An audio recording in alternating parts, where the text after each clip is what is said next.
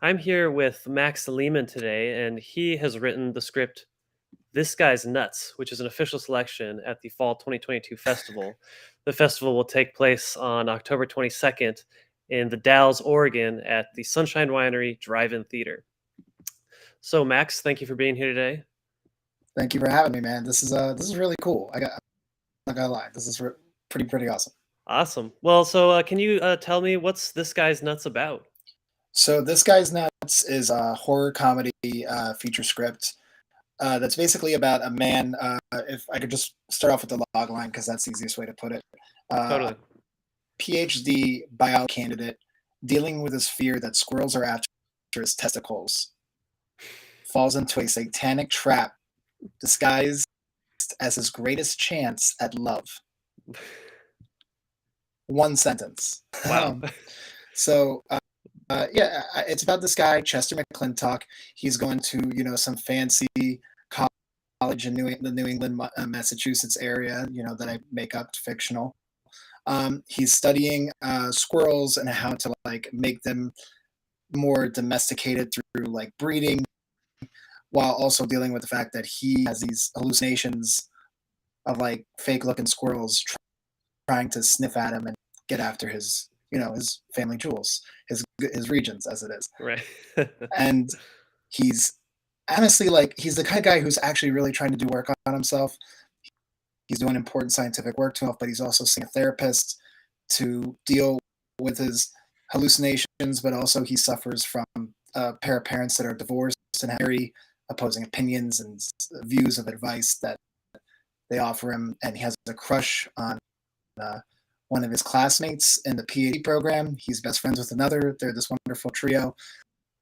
But in the midst of all this, the real inciting incident happens at a symposium happening at the university where he's asked to talk by his professor, and a manic pixie dream goth girl is there working, because she has a very successful online blog, so she makes her way in there, and she kind of calls him out in front of all these people. And then later, the next moment she sees him, a few moments later, she's got her tongue down his throat in this elevator. But it's just them with only like some random old man who's forced to witness this as she Wow. does something very salacious that might be a little inappropriate to mention for any people under 18 to hear. So Wow. from there, it's kind of like this descending madness. It's about a guy who's kind of losing his sensibilities as he's giving up more to this relationship. His work lags, his progress with his therapist lags, even though one of his side things with his therapist is he's studying Spanish to impress the girl that he had a crush on in the first place. The more fluent he becomes in Spanish, the less important that actually becomes to him. Wow. So between all those things, it all leads up to his friends trying to give him one last save, but it's not enough, and he succumbs himself to this relationship, gives himself over to this woman, what she wants him to do, and then literally he gives up his nuts in a jar that end up on a shelf. I don't know if that's too much of a spoiler for anybody, but it's dark, it's comedic, it's very raunchy in some parts, but it's ultimately there's a story about toxic relationships and love bombing and those little elements that we in our 20s and 30s single people trying to date go through. Wow. Well, that's incredible. That's one of the most unique stories I've heard. We have so Yeah, much there. You got the romantic angle. You got horror comedy. You have the sort of psychological descent. We have the scientist who's like that classic horror character, but yeah, seems to be going through something very new it's going for through a lot. for the genre. What inspired you for this crazy story? So I moved to Los Angeles a little over a year ago, and I moved to participate in UC's professional screenwriting program. So I'm a proud graduate of that.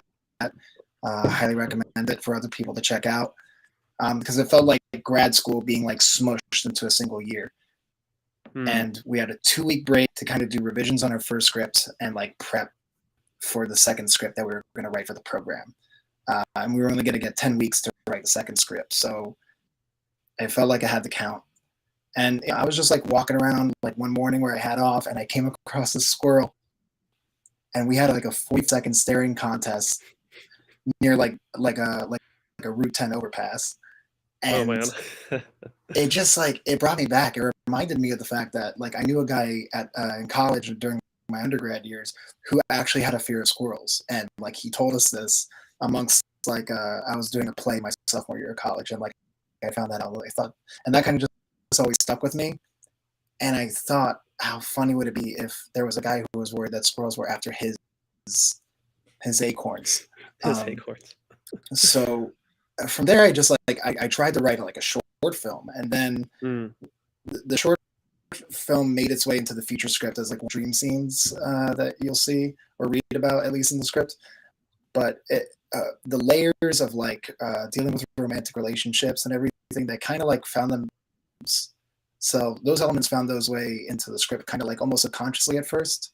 mm. And I realized while I was outlining that like I'm still working through some stuff that I went through in the middle of the pandemic, as far as like relationship goes. So the female characters that are romantic interests, like they're a combination of like a few different relationships that I personally had in the past, but like a couple things borrowed from like things I've heard from other people's bad Mm. relationships. Then uh, they kind of found themselves in like, just like focusing. Like the one thing I wrestled with is like, does this guy get to ride off into the sunset, or does he reap what he sows?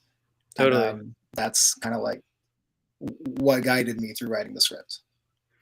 Well, it sounds really powerful. I mean, it's an outlandish story, but it has these grains of personal Yeah, truth, and it's reality being cobbled together. Maybe even the psychological descent is something we can kind of sympathize and relate to, during quarantine yeah, when all these things are happening. And I mean, it's great to see so many artists who turned that time and turned some of that anguish into really like wild works of art.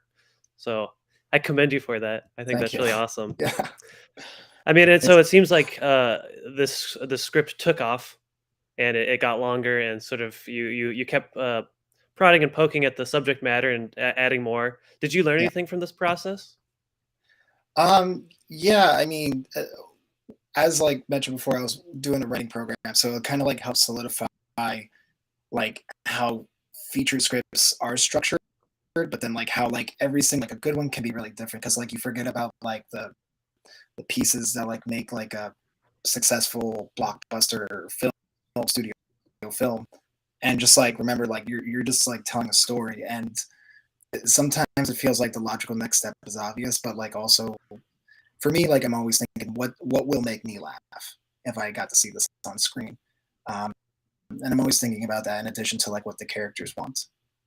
So I think I, I think the original question got away from me a little bit, but I ultimately feel like yeah, like that's kind of like what kept it going is that like I always try and think about like what the characters want as like the Right. baseline and what they're going through and what their instincts might be because I don't know, one of my favorite expressions that I have from a high school teacher I had is he once wrote on like the whiteboard before class, it doesn't matter how smart you are, it matters how you are smart. Huh. So even Interesting. though Chester is like, this guy working towards a PhD in biology, he does some stupid things. Hmm. And he goes against some people would expect to be like the good thing to do because there's an inner desire that he's wrestling with throughout the story. Wow, I really love that idea that it's not just trying to satisfy what would be what is the movie, what does the blockbuster look like? What do we want to see from this movie? You're actually thinking, what's this character gonna do? You're adding this Yeah. whole new dimension where this guy's starting to take some life, and he's really making his own decisions, basically. Yeah. I think that's really interesting. That makes for more kind of developed and out there characters to kind of get into, and it's probably more relatable and more human at the end of the day. Yeah. I hope so because I like putting the ridiculous and trying to see like how far I can go because they're movies. Right. Movies can be outlandish in a way like theater can't really be all the time. Um, Totally. so I don't know. That's one thing that attracts me to movies is that like you can do anything. Absolutely. I love it. Well, and so, what is next on your plate? Are you trying to develop this into a filmed version, or are you working on any other scripts? Yeah, I am definitely. I would definitely love to see this guy's nuts. Just go through the festival circuit at first, see where we go from there, and I would love to be able to talk to people about it. Right now, like I don't have representation, but I have a script that actually came through Oregon Screams Week last year that Oh, cool. has done fairly well, and I'm in the pre-production process with that script right now. And I am working on another script that I'm kind of like on the tail end of the first act right now. I need to like go back to it because it's kind of been an incubation period for weeks. But I'm writing like a grounded dark comedy about these two sisters like who have to meet like shortly after the death of their abusive mother to like kind of reconcile, but like also dealing with the fact that they both have different feelings about having children and what happens when they get stuck in the house that they decide to have a nice Sunday afternoon at. Wow. Well, I love that you're working on lots of stuff. You're keeping moving. Yeah, Um, I mean, this is. I'm always afraid of having someone ask me one day, yeah, like, what else are you working on, and then not having a good answer. right. Well, you had a great answer for that. Thank you. Is there anything else you'd like to add about this? I really hope that if you're watching this and if you have any great festivals where you think that This Guy's Nuts would be a great fit, or if you have like a twisted sense of humor, or if you have Sam Raimi or Mel Brooks, which I know are two different things, but come on, they're both great in their own way. I like that fusion, though. Yeah, exactly. If you like either of those guys, please try to find me personally. Can I plug my Instagram Yes. on here Oh, please do. as well? Please do. Oh, sure, Yes. please. If any of this interview finds you interesting, please follow me on Instagram at Hebrew Strawberry _ the real one. Awesome. Well, thank you so much, Yeah. Max. It has Thank you been so great much. talking with you. This was all right. Yeah. Have a great day.